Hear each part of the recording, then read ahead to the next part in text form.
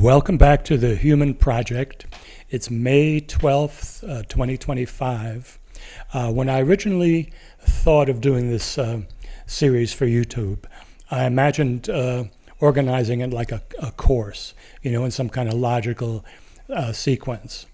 Then I realized that it's just not going to work out that way. First of all, YouTube generally isn't used that way. People just sort of find what they find, at least I do. And it's just not going to come out that way. So, sometimes I'll be talking about things that presuppose that you might have heard something I said in a previous episode. I don't know what to do. I'll just do my best to sum up things that I said before. Last night I had some very theoretical preoccupations about Heidegger and post-structuralism, things that I think are important. And then this morning I got on YouTube, and there was this video of the 50th anniversary celebration in Vietnam of the the winning the war and the reunification of Vietnam. Very, very wonderful, just millions of people out in the streets celebrating.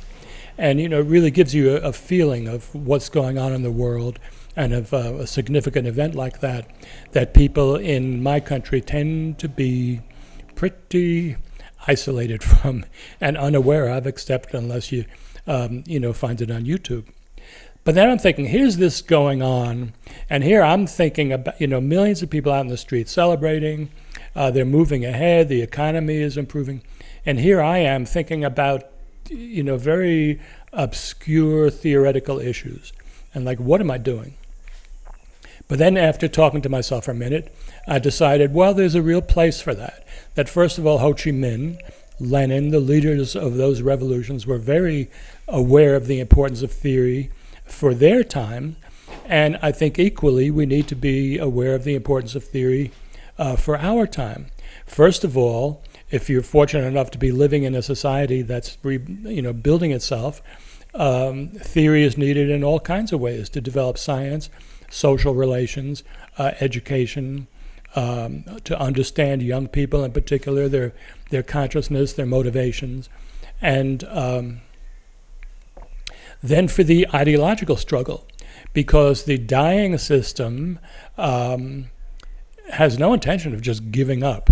So it's fighting at a military level, it's fighting in subterfuge and espionage and all those levels, and it's fighting on an ideological level, what Fidel Castro called the war of ideas. And that's serious. That will go on for a while, and the dying system has a lot of means at its disposal. So as I did mention in an earlier episode, there's massive diffusion of post-structuralist theory and ideology that somehow spread around the world rapidly.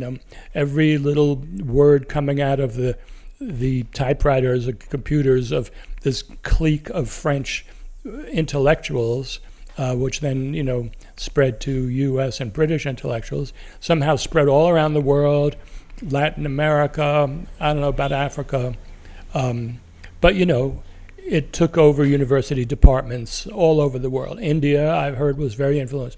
So the ideological struggle is far from over, and we need to engage in it. So we need to develop, so that the theoretical mode and forms of thought characterizing the dying world need to be countered by theoretical forms and modes of thought that represent the world that's coming alive. And that's just what I'm trying to do here. So, not coincidentally, I consider, for anybody familiar with post-structuralism, it admits its kinship with theory, Nietzsche, for instance, in particular, but not so much admitted was its debt to Heidegger. But in both cases, you get what we call the death of the subject, the death of man. Nietzsche, said the death of God. Now we have the death of man. Heidegger, we get the death of the subject. Heidegger, which I'll get into in a few minutes, we get a sort of generalized derealization. Like everything is not quite real. There's sort of a general unreality, and then reality consists of these social constructs, which got developed in post-structuralism, narratives, discourses, languages, anything except real reality. It was all constructed and sort of not exactly real. Well, okay, whose interest is served? So now a whole generation of young would-be radicals was taken in by this, and wow, this is a really radical way of thought. We can, kind of think whatever we want. It sort of breaks down old metaphysical barriers of thought. Now, thinking is freed to sort of enter all kinds of areas where it hadn't entered before, on and on. So a whole generation of people who thought of themselves as radicals was taken in. Maybe, I don't know if they stopped to wonder, if this is so radical, how come it's like so popular among the publishers, university departments, and so on and so forth. So okay, that was one thing. And we'll get into this more, as time goes on. I think Lenin's critique, I couldn't remember the name last time, Ernst Mach, the Russian followers of Ernst Mach. Now, Mach in many ways is a predecessor to Heidegger. They were both responding to new developments in physics, which also seemed to derealize the world. It's like, wow, things that we thought were real and tangible, like matter, atoms, now it turns out they don't really exist. So there's kind of like, what does exist? And so Mach and, Heidegger in his own way, well, for Mach and his followers, what does exist is thoughts, which again is the predecessor to the idea that what exists is discourses and narratives and so on. So Lenin analyzes this in his Materialism and Imperial Criticism, which I will discuss in detail at another time. So that's one aspect. The other aspect is if you were a member of the ruling class, what ideology would work for you? If there's an ideology that says everything is sort of in the mind and narratives, then you would say, whoa, that's great. I'm going to go out and control the narrative. And then I can just, create people the way I want them to be. If I'm controlling the discourse and controlling the narrative, this is like a wet dream come true, isn't it, for the ruling class? So, excuse me if there's a little passion here, but I just saw an entire generation of would-be radicals take this, right turn and follow this Pied Piper of Foucault and the others down this path of dead-end thinking. And sure enough, it did wind up in a dead end. But okay, so we can call that whole general thing, and I'll get into Heidegger. I'm not an expert on Heidegger, but I've studied enough. I can say a few intelligent things.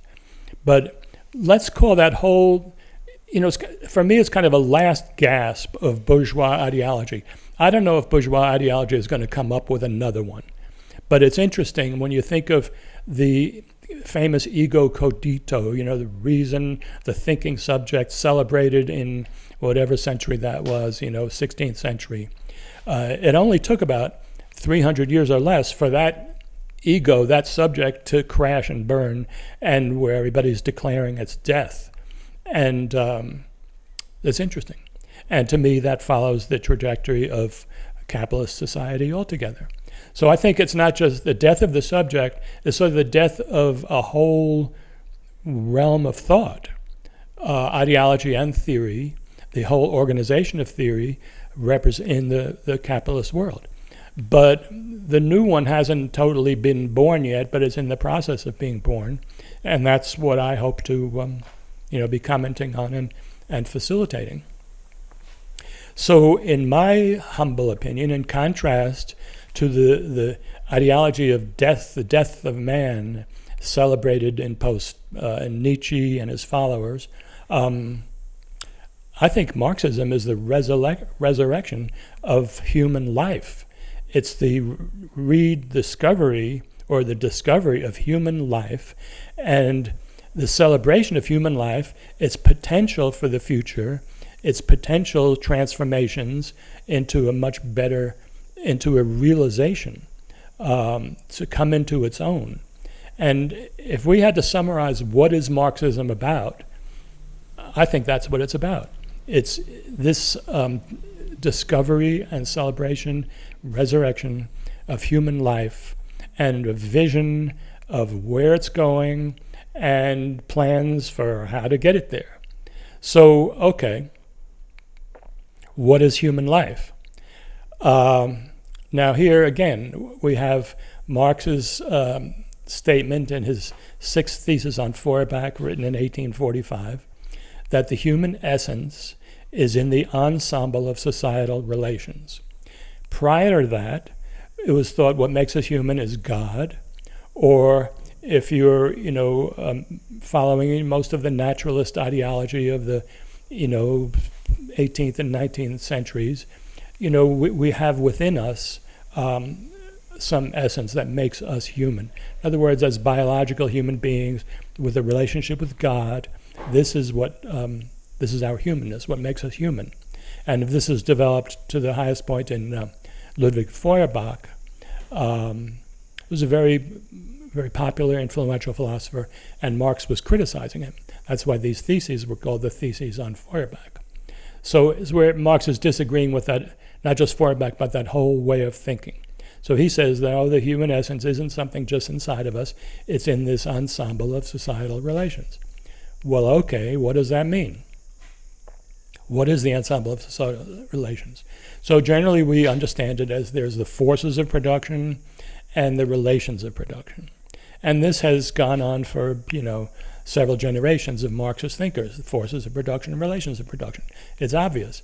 But here I want to, open up, at least get into the beginning of something that's going to be a theme throughout, that we have to stop thinking sociologically. That our habit, based on our education and just based on the world around us, is to think sociologically. Interestingly, Marx foresaw this, and Marx said a number of times, I am not writing sociology, I'm writing dialectics. This, I think he was especially talking about this when he writes about his method in the preface to the Critique of Political Economy. He wrote around 1859. But there's several places where he says, I'm not a sociologist, I'm not writing sociology. And he says, for instance, with the capitalist, I'm not concerned with the capitalist as a person. I'm concerned with the capitalist as a representative of capital. So his concern is the dialectic of labor and capital, not the, what would you call it, demographic clash of workers and capitalists just taken on the level of sociology. So here he's not writing sociology. So okay, what is forces and relations of production? Now here, if we've really thought about it much at all, again, we think of it, sort of sociologically. But in reality, these are temporal concepts. And as I was emphasizing in a previous talk, this is where our thinking needs to go. And if you look at all Marx's his basic concepts, labor power, abstract labor, value, etc. These are all essentially temporal concepts. So we need to be conscious of this and start consciously attempting to think in temporal terms. So back to forces and relations of production. Force, I looked up my old physics textbook from last time I studied physics, and wow, force is a temporal concept. It's how long does it take to accomplish a certain amount of work. If you're going to push a chair from one side of the room to the other, and then you do it again twice as fast, that's because you applied twice as much force. So force is ultimately essentially a temporal concept. So forces of production is a temporal concept, which means how much production can we do in a given amount of time. So if you double the forces, you've kind of halved the time.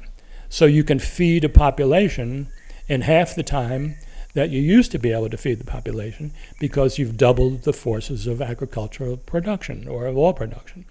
And so what you used to be able to accomplish in X time, now you can accomplish in half that much time because the forces of production have grown. Well, if you're a Marxist, you think of this as a good thing. I'm not entirely, having been raised with a lot of advantage in a capitalist society, and then dropped out.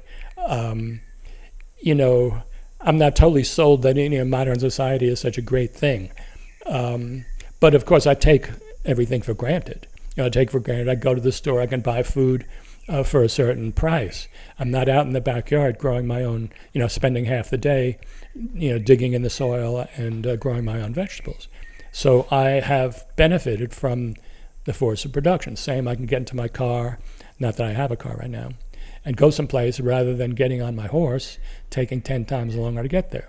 And the car is available, it costs a certain amount of money. So, okay, whatever romanticism there might be, I have benefited from the development of the force of production, and people all over the world certainly are benefiting as the forces of production of their society develop. So ultimately, it's a measure of time. How long does it take for production to happen? But then relations of production has to do with, okay, once the benefits of production are there, that happened according to the certain development of forces, who gets what? What are the relations of who did what, who gets what, and so on? And of course, what we find in modern capitalist society, we have massive development of forces of production, tremendous benefits, but who gets the benefits? More and more, it's fewer and fewer people and institutions getting the benefits. And what we're seeing in the current administration is the few benefits that people were actually getting, education, medical care, housing, whatever, even those benefits are getting removed. So people are getting less and less while the elite get more and more. That's relations of production. So relations are obviously dependent on a certain level of development of force. Now, a basic tenet of Marxism is that this dialectic, this nexus of forces and relations, is the fundamental reality of a society, what he called the base. I don't know if he called it that, but that's what it has been called. It's the basic reality, it's what exists, and it has its own dynamic. And so that's why in a previous talk I've said it's alive, because that's the definition of life according to Hegel and according to dialectics, a self-developing system. So this system, this dynamic, that's ultimately a temporal dynamic of forces and relations, is alive. It has its own development and its own transformations. And so it doesn't need something else coming along. Now, obviously, it only lives through a level of events on the surface, and you don't see, when you look at it, you don't see these temporal relations, this living nexus. That's the basis. But that's what exists in reality. And so here's where Marxism differs from non-Marxist theories and ideologies, and post-structuralism is a good example. In post-structuralism, there is no basic reality. They've eliminated it. And so there's just cultural constructs. And so ultimately it's chaotic, it's nihilistic, it's sort of whatever the discourse is, that's what it is. And so you see people making up realities. And then eventually the whole thing fell apart because it has no coherence, no dynamic. But so Marxism, what characterizes Marxism, and what Marxism means by materialism. Materialism isn't material. It's not something you can touch. It's a epistemological concept having to do with knowledge. That material is what objectively exists outside of our consciousness. In other words, whether we know it or not, this is what's there as objective reality. And bourgeois thinking will do its very best to deny objective reality. That's what it does, and that's what it has to do. And that's kind of your most basic difference between Marxism and bourgeois thought. And you see that it's being fought out in physics, where for years, and the bourgeois ideologists are smart, and they actually subsidized and financially supported those physicists, known as the Copenhagen School, who were moving in the direction of, oh, this just shows, there's no real reality out there. So modern physics is showing, reality isn't really real. And so that didn't just happen. The bourgeois ideological structure was paying them and supporting them and giving them university appointments and giving them publishing contracts and so on. And then, so this ideological struggle is very real. But this is what it means to be a Marxist: is there's reality is out there, but the reality is ultimately temporal. And so this is what I've said, that more and more we have to train ourselves, wherever possible, to think in temporal terms. So when we talk about abstract labor, what does that even mean? It's a temporal concept. I can't say I understand it right now. I have tried to. I'll work on it some more. But certainly, the labor power, just like forces of production, labor power, labor time, these are temporal concepts. So more and more, I guess the moral of my story today is we want to be making an effort to think in temporal terms, because then this temporality is the reality that exists. And here I have to mention Heidegger, and again, I'm no expert in Heidegger, but I just sort of intuit things. So Heidegger, for him, temporality is also the most important concept. That's why his book was called Being and Time. That time is being, and being is time. Human being is temporal. But then if you really look at it, Heidegger's conception of time is not real. It's not grounded. It's just sort of something that's kind of existential, something that we do. So if you look at, well, where are the roots of it? What's the grounding of it? There is no grounding. And this, of course, is the central feature and the central flaw of Heidegger's thought, and that led to the derealization that we see in Heidegger's followers, who don't usually acknowledge that they're Heidegger's followers, this derealization. Why don't they acknowledge it? In a word, Heidegger was a Nazi. I'm sorry. For a long time, I sort of apologized. Well, yeah, everybody was a Nazi. We can't hold it against him. It's just a lot of pressure. Like, a lot of, most faculty members in the university today are not Marxists. They're, Democrats and Republicans. It's just the way it is. No, he was a Nazi. He was a member of the Nazi Party, and he actively sought to to contribute to Nazi ideology.